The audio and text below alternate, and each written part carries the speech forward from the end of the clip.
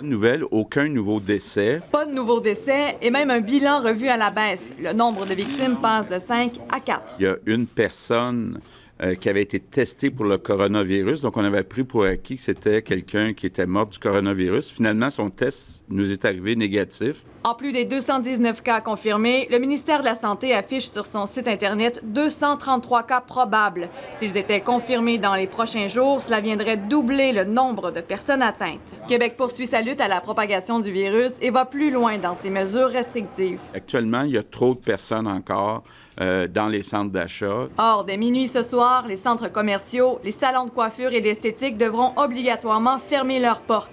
Les restaurants qui ne l'avaient pas encore fait aussi.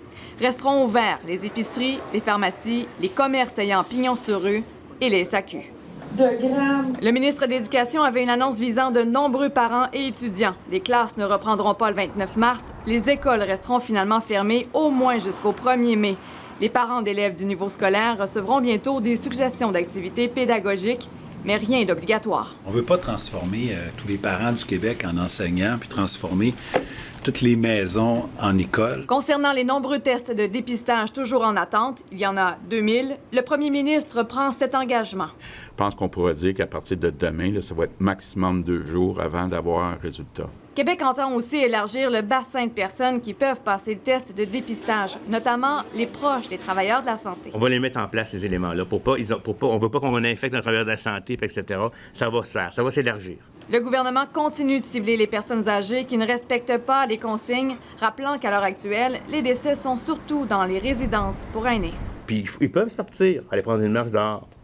Mais s'ils s'en vont à une fête familiale avec d'autres gens, ou s'ils s'en vont se rassembler avec d'autres personnes âgées dans un lieu, s'il y en a un qui est malade là-dedans, puis qui revient dans sa maison, c'est une bombe.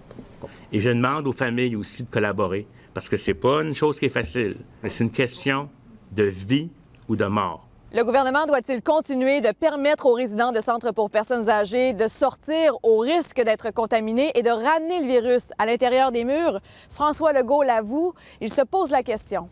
André Martin, TVA Nouvelles, Québec.